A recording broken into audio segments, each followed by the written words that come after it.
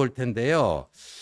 그 나경원 의원이 오늘 굉장히 제2의 연판장 뭐 이런 얘기를 했는데 저는 전당대회를 앞두고 줄 세우고 줄 서는 정치를 정말 타파하고 싶다. 이렇게 얘기를 하면서요. 모두 통합하는 정치를 하고 싶은데 제2의 연판장인가? 이런 생각도 든다. 예. 이런 정당 모습 보여서는 안 된다. 우리는 하나로 가야 한다. 예. 그러면서요. 이 한동훈 위원장이 19일에 대통령과 통화를 했다. 그게 이제 보도가 됐잖아요. 네. 근데 오늘 아침에 그리고 원희룡 전 장관은 19일에 대통령과 만났다. 이 보도도 나갔는데 오늘 아침에 채널A 보도에 나경원, 윤상현 등도 대통령께 출마합니다라고 출마 신고를 했다. 뭐 이 얘기가 나왔어요. 근데 그 얘기를 잠깐 하다가 예. 대통령실 팔거나 대통령실 팔거나 제2의 연판장 같은 사건이 있어서는 안 된다. 네. 대통령실을 팔거나 그러니까 윤심을 팔거나 윤심은 나에게 있다. 이런 윤심을 팔거나 제2의 연판장 같은 사건이 있어서는 안 된다. 지금 진행하는 형국이 제2의 연판장 아니냐 이런 생각을 들게 해서는 안 된다. 이런 얘기를 했는데 그래서 일부 언론에서는요. 이게 원희룡 전 장관이 윤심 마케팅을 하고 있다. 그러니까 원희룡 전 장관이 이 친윤의 대표 주자로 등장하면서 본인이 이제 그 한동훈의 대항마로서 대표 대항마로서 딱 자리 잡으려고 하는데 그 입지가 좀 흔들릴 수가 있고 또 제가 듣기로는 뭐 이름은 거명 안 하겠습니다만 친윤 현역 의원 중에 나경원 의원 밀어주겠다 했다가 원희룡 장관이 나오니까 그쪽으로 갔다. 뭐 이런 얘기도 지금 나오고 있거든요. 네. 그 제2의 연판장이라는 게 그런 거를 염두에 둔 발언이 아닌가 하는 그런 지금 기사들이 좀 나오고 있습니다. 저는 진짜 나경원 의원님 여러 가지로 좀 이 상황이 약간 뭐 조심스럽기는 한데 워낙 다 우리 당의 자산들이라 근데 나경원 의원님 좀 안타깝다는 생각이 좀 들어요. 그게 이제 뭐냐면 그 사실 천목회가 딱 만들어지고 나서 4월 달에 이제 천목회 회원들 중에 몇 명을 이제 나경원 의원님이 점심 한번 먹자 그래가지고 네. 한번 같이 먹은 적이 있어요. 거기 저도 껴서 같이 먹었었거든요. 그랬군요. 네. 그래서 같이 먹었었는데 그때 나경원 의원이 또 얘기를 했던 게 이 연판장 얘기를 했어요. 그러니까 우리가 정말 그 연판장 사태 때 정말 다들 좀 이렇게 분노했다라는 이야기를 전달을 하니까 네. 나경원 의원이 근데 그 연판장 그 쓴 사람들 다 됐다 이번에 이렇게 얘기를 하셨거든요. 그러니까 아니 연판장 누워 기사를 봤는데요. 네. 그 연판장에 서명한 사람 50명이 넘는데 네. 그중에 이번에 22대 국회로 들어온 사람들이 뭐 30명이 채 안 된다고 그러던데. 그래요? 예. 그렇게 다 된 건 아니네요. 네. 그러니까. 예, 하여튼 뭐 그때 그런 식으로 그러니까 연판장에 대한 그 굉장히 큰 충격과 그걸 갖고 있었던 것 같아요. 근데 그랬겠죠. 그 연판장은 사실 우리 청년 정치인들 입장에서도 너무나 충격적인 사건이어서 저희가 천목회 그 밤샘 토론 이후에 성명에도 그 연판장을 넣지 않았습니까? 맞아요.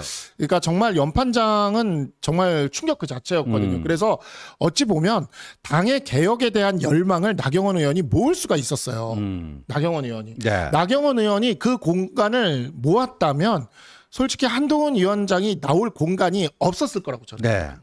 근데 이제 그 나이연대라는 말이 나오지 않았습니까? 그랬죠. 그게 이제 나경원 의원을 흔든 거죠. 네, 거기서 이제 당의 개혁을 바라는 사람들의 어떤 그 목소리가 나경원 의원한테 몰리려다가 주춤하게 됐던 것이고 그래서 연판장으로 뭔가 개혁적인 당에 대한 개혁적인 목소리로 갈 뻔했다가 나이연대로 뭔가 친윤인가 하는 게 됐다가 원희룡 전 장관이 딱 등장하면서 당정일체 딱 걸고 들어오지 않았습니까? 그렇죠. 당정일체.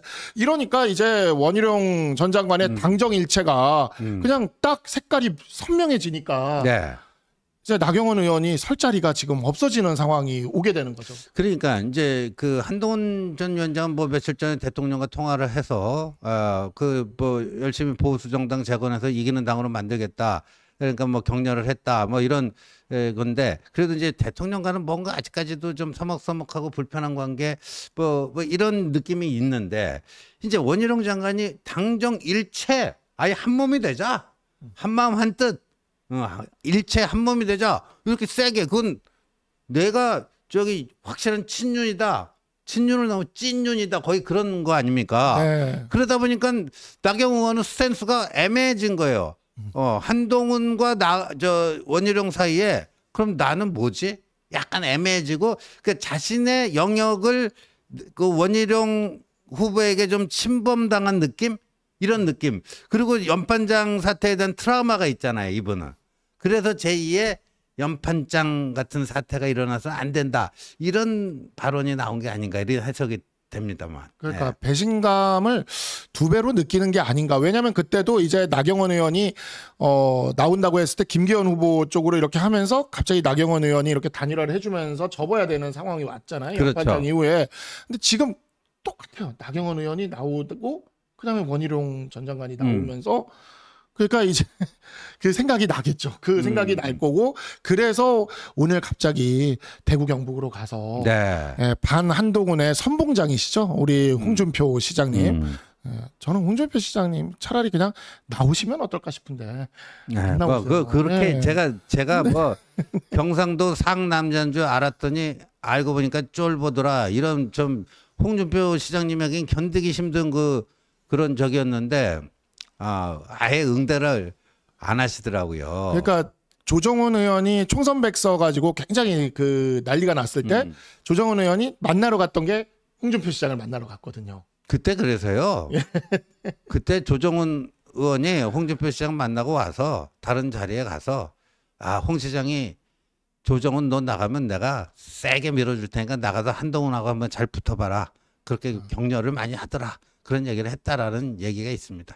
근데 이번에 또 이제 약간 위기에 몰린 나경원 의원이 또 홍준표 시장을 만나러 가는 거예요. 네. 그러니까 이게 이 홍준표 시장이 지금 보면은 하나의 그런 어떤 그 시그널, 예, 어떤 뭐 상징, 예, 이런 느낌이에요. 지금 특히나 이 우리 책임당원 80%인데 이 지금 한 80만 명 되거든요. 근데 이게 이제 이 인구 분포하고는 상관없어요. 인구 분포로 보면 수도권이 제일 많은데, 그럼 책임당원 80만 명 중에 절반 정도, 40만 명 정도는 수도권이어야 되는데 그렇지가 않습니다. 영남이 제일 많아요. 영남이 아무래도 당세가 제일 좋다 보니까 40%가 영남이에요. 그리고 뭐 38% 수도권 다 합쳐서 그 정도 되거든요. 그러니까 영남 표심이 중요하니까 그거를 땡기러 오늘 간다. 뭐 그렇게 봐도 되겠네요. 근데 이제 제가 서울에서 태어나서 인천에서 자라긴 했는데 저희 아버지는 경북 문경 분이시고 거기 이제 밀양박씨 시족 마을에 저희 아버지, 밀양박씨. 저희 어머니는 대구 분이세요. 그래가지고 완전히 TK 아버지 어머니가 다 TK시군요, 부모님이. 다 살아 계시고 하시니까 그래서 친척분들도 다 사실은 그 문경과 대구 쪽에 쫙 친가회가 다 그쪽에 있거든요. 그러다 보니까 저도 뭐 이 분위기에 대해서 한번 물어보기도 해요. 그러니까 뭐 그 가족들이니까 물어보기도 하는데 의외로 홍준표 시장에 대한 영향력을 그렇게 인정하지 않아요. 모르겠어요. 제가 이제 그 손자고 그러니까 친척이고 그러니까 그렇게 얘기를 하는 건지 모르겠는데 의외로 홍준표 시장의 영향력을 별로 그렇게 이야기하지 않고 그냥 이제 이렇게 이야기를 하더라고. 이건 그냥 이제 우리 가족들끼리 하는 얘기로 그냥 툭 까놓고 그냥 얘기를 하는 거니까 그냥 그 얘기를 하면 그러더라고요. 대통령은 잘못한 게 없는데 그 주변에 이상한 사람들이 있다. 네. 그리고 진짜 충신들을 몰라본다.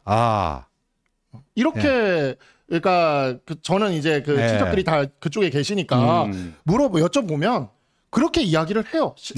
그렇게 이야기를 해서 사실 우리 당에서 지금 이제 보면은 친윤이라는 사람들이 윤석열은 아니잖아요. 윤석열 대통령은 아니에요. 아니죠. 그러니까 그거를 이제 친윤과 윤석열 대통령이 같다라고 그렇게 생각하고 싶은 거죠. 그분들은. 그렇죠. 그렇게 생각하고 싶은 건데 그렇지가 않습니다. 그렇지가 않고 이렇게 좀 나눠서 이렇게 보는 경향을 제가 좀 이렇게 보고 있고 그러다 보니까 이런 식으로 약간 어찌 보면 탑다운식으로 이렇게 가가지고 그 안에 이렇게 대표 주자들 몇 명을 이렇게 내가 이렇게 잡으면 완전히 그 지역을 완전히 내가 잡을 수 있을 것이다. 그거는 조금 잘못된 생각이라는 생각이 듭니다. 그래서 저는 뭐 나경원 의원이 좀 다급해진 거는 이해가 가는데 가서 홍준표 시장을 만나서 뭔가 의기투합하고 오는 모습을 보여주면은 이른바 TK 표심이 본인에게 올 것이다. 그거 너무 짧은 생각일 수도 있다. 지금 우리 박성수 변호사가 지적하는 게 TK 바닥 민심까지 뭐 홍 시장의 어떤 이런 것들이 이게 쭉 그 대단한 영향력을 미친다 이렇게 보면은 그건 좀 아닌 것 같아요. 왜냐하면 최근에 그 홍 시장의 여러 가지 뭐라 그럴까 좀 과격한 언사라든가 또 왜 이렇게까지 한동훈 때리기에 이렇게 혈안이 돼 있는지 그러니까 TK 내부에서도 홍 시장의 그런 언행에 대해서 문제의식을 갖고 있는 분들이 굉장히 많더라고요. 정말 많습니다. 네, 정말 굉장히 많아요. 예. 그러니까 저희 외가는 대구고 친가가 이제 경북 문경인데 네. 대구는 도시고 경북 문경 쪽은 조금 더 보수색이 훨씬 강하거든요. 그렇죠. 거기는 진짜 강한데도 네.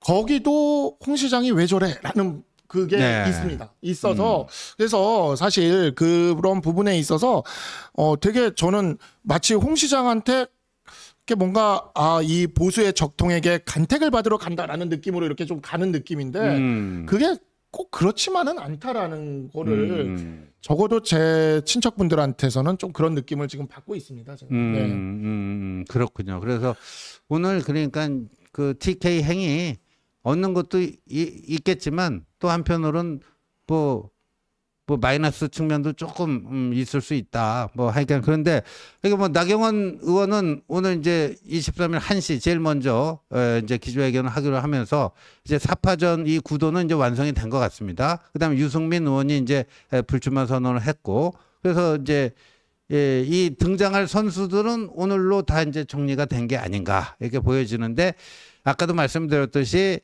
1차에서 한동훈이 과반 득표를 할 것인가 말 것인가. 그 점에서 아까 여론조사 표에 나왔듯이 유승민, 안철수, 김재섭 합치면 20%인데 그 표가 기존의 출마자 중에 어느 쪽으로 흘러갈지, 뭐 이런 것들 그게 이제 하나의 변수가 될 것 같고 만약에 한동훈이 1차에서 과반 득표를 못하게 될 경우는 결선을 가야 되는데 그럼 2등 결선에 올라갈 2등 후보는 누가 될 것인가? 나경원인가 원희룡인가? 원희룡인가 나경원인가? 그래서 저는 이 두 사람이 한동훈을 협공하다가도요 2등을 하기 위해서 또 자기들끼리 치고받는 거 이거 간단치 않을 것 같습니다. 그래서 그래서 제2의 연판장 TK 번개 스케줄 뭐 이런 것도 그런 연장선상에서 지금 발생하고 있는 현상이다. 네, 저도 그렇게 생각이 듭니다. 그래서 이번 싸움이 진짜 싸움일 수도 있겠다라는 생각을 저도 좀 요즘 드는 생각이 듭니다. 예. 네.